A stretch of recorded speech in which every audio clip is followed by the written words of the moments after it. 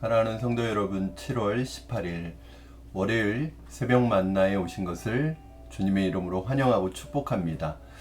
또 오늘부터 새롭게 시작하는 한 주, 또 어떻게 보면은 이제 본격적인 여름 사역이 시작되는 한 주입니다.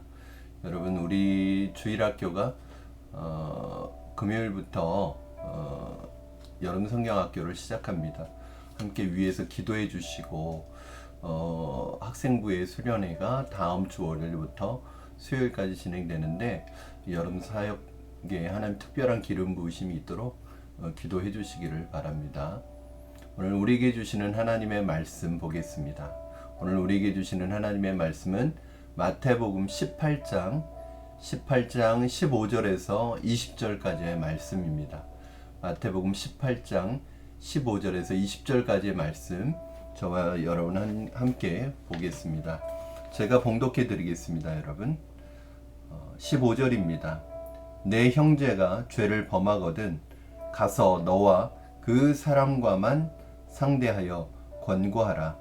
만일 들으면 내가 내 형제를 얻은 것이요, 만일 듣지 않거든 한두 사람을 데리고 가서 두세 증인의 입으로 말마다 확증하게 하라. 만일 그들의 말도 듣지 않거든 교회의 말하고, 교회의 말도 듣지 않거든 이방인과 세리와 같이 여기라. 진실로 너희에게 이르노니 무엇이든지 너희가 땅에서 매면 하늘에서도 매일 것이요, 무엇이든지 땅에서 풀면 하늘에서도 풀리리라. 진실로 다시 너희에게 이르노니 너희 중에 두 사람이 땅에서 합심하여 무엇이든지 구하면 하늘에 계신 내 아버지께서 그들을 위하여 이루게 하시리라. 두세 사람이 내 이름으로 모인 곳에는 나도 그들 중에 있느니라. 아멘. 오늘 특별히 교회 공동체에 관한 말씀입니다. 우리가 그런 말이 있죠. 교회는 누구나 올 수 있지만, 누구든지 올 수 있지만 아무나 올 수 있는 곳이 아니다, 이런 말씀이 있습니다. 그 무슨 뜻일까요? 교회가 누구든지 올 수 있는 넓은 품을 가지고 가진 공동체여야 하지만, 그렇다고 해서 모든 것이 용인되어지고 모든 것이 용납되어지는 곳은 아니라는, 공동체는 아니라는 뜻일 것입니다. 즉 교회는 한 영혼이라도 더 와야 하고, 한 영혼이 얼마나 한 영혼이 귀하게 여김을 받아야 하는 곳이지만, 그렇다고 모든 것이 무분별하게 허용되어서는 안 되며, 특히 죄 문제에 있어서는 그것에 대해서 타협함 없이 단호하고 철저하게, 그리고 신중하게 다루어지고 처리되어져야 한다는 것입니다. 그것이 교회의 거룩성을 지키는 것이죠. 오늘 본문 말씀은 이러한 측면에서 교회가 교회 안에서 발생하는 중대한 죄에 대해서 어떻게 그 문제를 다룰 것인지에 대한 예수님이 친히 이 부분을 말씀해 주시는 부분이기 때문에 더 중요한 것 같습니다. 교회 안에서 일어나는 죄 문제, 중대한 죄의 문제를 교회가 어떻게 접근하고 다룰 것인가. 오늘 본문에서 언급된 죄가 구체적으로 어떤 죄인지는 나와 있지 않지만, 공동체에 심각한 영향을 줄 수 있는 아주 중대한 죄이거나 교회의 하나됨을 깨뜨리는 그런 심각한 죄임을 짐작할 수 있습니다. 어쨌든 교회 안에 어떤 지체가 이런 중대한 죄를 범했을 때, 그것에 대해서 알게 되었을 때 어떻게 해야 되는가. 첫 번째, 세 단계로 나누어지는데요. 첫 번째는 형제에게 찾아가서 그것을 알고 있는 사람이 형제에게 먼저 찾아가서 1대1로 권면을 하라고 말씀하고 있습니다. 오늘 말씀 15절 보면, 내 형제가 죄를 범하거든 가서 너와 그 사람과만 상대하여 1대1로 권고하라. 이렇게 권고했는데, 만일 들으면 형제를 얻는 것이지만 1대1로 찾아가서 죄에 대해서 권면하고 권고했는데 듣지 않게 됐을 때는 어떻게 해야 되느냐? 이번에는 한두 사람을 데리고 가서 그 사람을 포함해서 두세 사람이 입으로 증언하라는 거예요. 재차 확인을 하라는 거예요.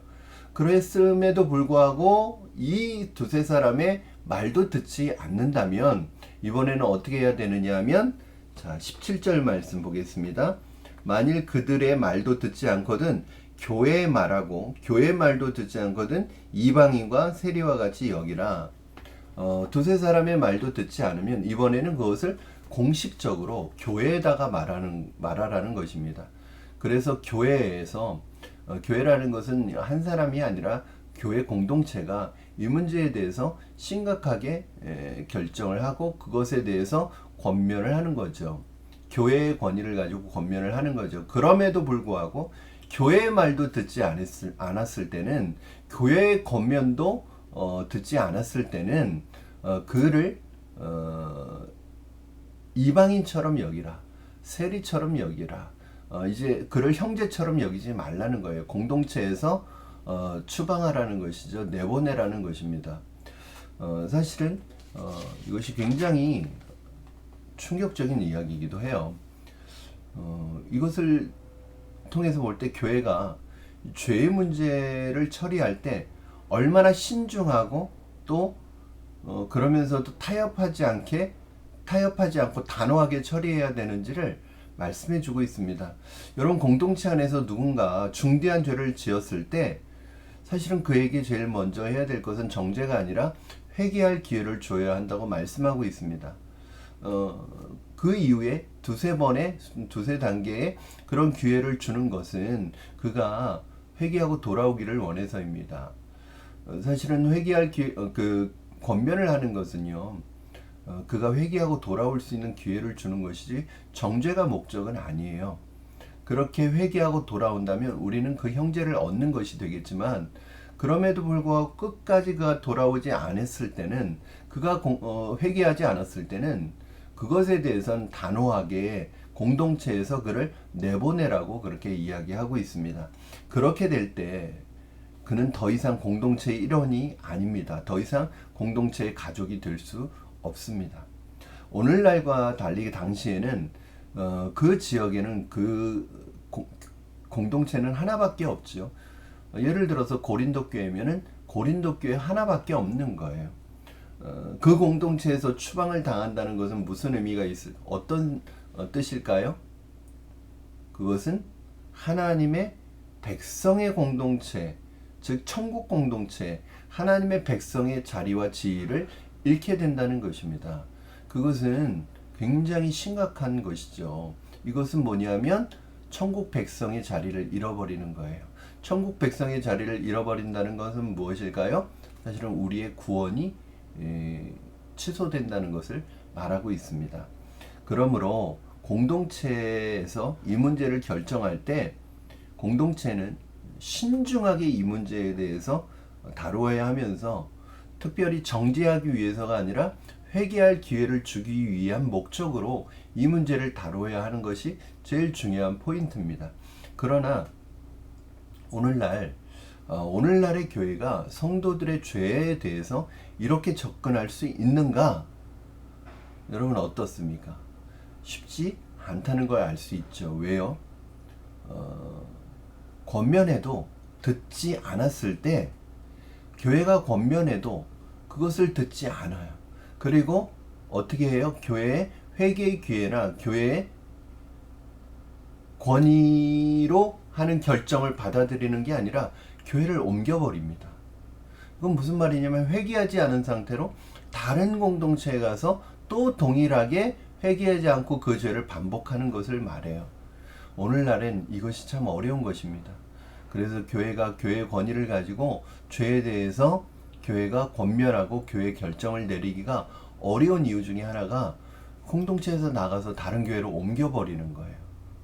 그러면 그 교회에서도 적어도 이 성도가 어떠한 연유로 이 공동체에, 이 교회로 오게 되었는지 묻고, 합당한 이유인지 묻고, 그 먼저 있었던 교회의 그런 부분을 의견을 듣고 공동체에 받아들일 것인지 아닐지를 결정해야 되는데, 전혀 그런 것이 없죠. 그냥 무조건 받아들이게 되죠. 그래서 이것은 교회의 권위와 결정을 받아들이지 않는 것과 같습니다. 교회의 결정은 하나님과의 일체감을 가지고 있다는 것입니다. 오늘 18절, 19절 말씀 여러분 한번 같이 보시겠습니다. 18절, 19절 진실로 너희에게 이르노니 무엇이든지 너희가 땅에서 매면 하늘에서도 매일 것이요 무엇이든지 땅에서 풀면 하늘에서도 풀리리라. 진실로 다시 너희에게 이르노니 너희 중에 두 사람이 땅에서 합심하여 무엇이든지 구하면 하늘에 계신 내 아버지께서 그들을 위하여 이루게 하시리라. 두세 사람이 내 이름으로 모인 곳에는 나도 그들 중에 있느니라. 이게 굉장히 중요한 게 뭐냐면 이러한 교회의 결정이 어떤 것이냐면 하나님과 연결되어 있는 결정, 하나님의 결정을 하나님과 일치감을 가지고 있다는 거예요. 여기서 푸는 거 있잖아. 너희가 무엇이든지 땅에서 매면 그리고 매일 것이요 풀면 풀리리라 할 때 맨다는 건 뭐냐면 죄가 있는 상태로 그대로 둔다는 것이고 푼다는 건 용서한다는 거예요. 즉 교회의 결정은 그러므로 교회의 결정은 하나님께서 교회에 부여해 주신 권위에서 나온 것이므로 하나님께서 교회에 이렇게 할 수 있는 권위를 부여해 주셨다는 거예요. 즉 교회가 죄 있는 상태로 그대로 놓아둘 수도 있고 용서해 줄 수도 있는 교회 그 권위를 하나님께서 교회에게 주셨다는 거예요. 여기에서 너희가 땅에서 매면할 때 이 너희는 뭐냐면 교회 공동체입니다. 그러므로 성도들은 교회 공동체에 대해서 진지하게 교회 공동체의 결정에 대해서 진지하게 받아들여야 하고 결코 가볍게 생각해서는 안 됩니다. 교회의 결정을 받아들여야 한다는 거예요. 거기 따라야 한다는 거예요. 교회의 결정, 교회 공동체의 결정은 한두 사람이 결정을 말하는 게 아니에요. 교회가 내리는 전체 이 교회의 결정은 바로 하나님과 연결되어 있다는 거예요. 그래서 성도들 입장에서는 교회의 결정에 대해서 하나님이 주시는 하나님과 일치감을 가지고 주시는 결정으로 받아들여야 된다는 것을 오늘 말씀하고 있습니다. 두 번째는 그럼 교회 입장에서는 이 문제를 어떻게 다루어야 되는가? 교회 입장에서는 이 문제를 두고 특별히 성도들의 죄의 문제를 다루는 부분에 있어서 신중하게 다뤄야 하고요. 그 신중함에 있어서 좋은 방법이 합심하여 기도하는 거예요. 두세 사람이 내 이름으로 무엇이든지 구하면 하늘에서 듣고 하나님이 응답해 주시겠다는 거예요. 그러면서 뭐라고 그래요? 마지막에 두세 사람이 내 이름으로 모인 곳에는 나도 그들 중에 있느니라. 이것이 바로 그 결정은 한 사람의 결정이 아니라 두세 사람 이상의 즉 법적인 효력을 가질 수 있는 공동체의 결정이어야 하고요. 그 두세 사람 이상의 기도와 합의에 의한 결정이어야 한다는 뜻입니다. 사랑하는 성도 여러분, 교회 안에 발생하는 중대한 죄의 문제에 대해서 교회는 이를 위해서 기도로 합심해서 기도하고 기도로 결정하고 죄에 대해서는 신중하면서도 단호하게 대처해야 합니다. 이것이 교회의 거룩성과 순결함을 지키는 중요한 방법이라고 성경은 말씀하고 있습니다. 개인적인 감정에 따라 중요한 문제를 결정하지 말고 한 사람의 감정에 따라서 중요한 문제를 결정하지 말고 교회가 기도하고 결정하고 그 결정에 대해서 하나님께 맡기는 그런 공동체가 되어야 한다는 것입니다. 사랑하는 여러분, 우리 공동체가 그런 공동체가 되기를 원합니다. 하나님 앞에서 특별히 형제들의 죄의 문제를 처리할 때 정말 합심해서 기도하고 그 결정에 대해서 하나님이 위임해 주신 결정을 내리고 그 결정에 대해서 하나님께 맡기고 신중하면서도 단호하게 대할 때 특별히 기도로 이 문제를 결정해 나가는 우리 푸른나무 교회 공동체가 되었으면 좋겠습니다. 교회가 작을지라도 여러분 교회의 주인은 예수님이시고요. 교회는 하나님께서 그 지역에 세우신 천국의 통로입니다. 교회의 주인은 하나님이시고 교회는 하나님의 의와 통치가 임하는 곳입니다. 교회가 작든 크든 하나님의 통치와 하나님의 임재가 임하는 하나님이 주인 되시는, 예수님이 주인이신 공동체라는 사실을 여러분 기억하시고 사랑으로 공동체를 섬기는 여러분이 되시기를 주님의 이름으로 축원합니다. 기도하겠습니다. 살아계신 하나님 아버지, 오늘 교회 공동체 아직은 생기지 않았지만 앞으로 생겨날 그 공동체를 위한 말씀을 예수님께서 우리에게 전해주셨습니다. 교회 안에 죄의 문제가 발생했을 때 그 죄의 문제를 잘 다루지 못하면 교회는 큰 고통과 어려움을 당하고 그것으로 인해서 큰 시험에 빠질 수 있습니다. 거룩함을 잃어버릴 수 있습니다. 하나님, 교회 안에 중대한 죄의 문제가 발생했을 때 하나님 우리에게 지혜를 주시고 기도하며 이 문제를 하나님께서 원하시는 방향으로 해결해 갈 수 있도록 도와주시옵소서. 살아계신 하나님 아버지, 우리 푸른나무 교회가 순결한 주의 공동체가 되기를 원합니다. 우리 성도들 교회의 결정을 진지하게 받아들이고 따르는 성도들이 되기를 원합니다. 교회의 입장에서는 어떤 문제든 그 중대한 문제를 처리할 때 한 사람의 감정이나 한 사람의 결정에 의해서 좌지우지되는 것이 아니라 함께 기도하며 공동체 전체가 이 문제를 지혜롭게 결정해 나갈 수 있도록 주님 도와주시옵소서. 하나님, 우리 푸른나무 교회가 이 시대에 정말 하나님이 기뻐하시는 거룩한 순결한 공동체가 되기를 원합니다. 우리 교회 안에 이러한 중대한 죄의 문제가 생기지 않게 하시고 생겼을 때에 그 죄의 문제를 주님의 원하시는 방향으로 해결해 갈 수 있도록 도와주시옵소서. 감사하며 예수님의 이름으로 기도합니다. 아멘. 사랑하는 성도 여러분, 오늘 하루도 주님의 은혜 가운데 승리하시는 여러분 되기를 주님의 이름으로 축복합니다. 또 이번 한 주도 주님과 동행하시고 말씀과 동행하셔서 승리하시는 여러분 되기를 바랍니다. 그럼 특별히 이번 한 주간 푸른마을 여름성경학교를 위해서 기도해 주시기 바랍니다. 금요일부터 금토주일 3일간 진행되고, 특별히 금요일 밤은 심야 기도회는 우리 온 가족, 온 성도 찬양 집회로 진행이 됩니다. 오셔서 여러분 함께 참여하시고 기도해 주시기 바랍니다. 오늘 하루도 여러분 승리하십시오. 내일 새벽 만나에서 다시 찾아뵙겠습니다. 오늘 하루도 행복하십시오, 여러분.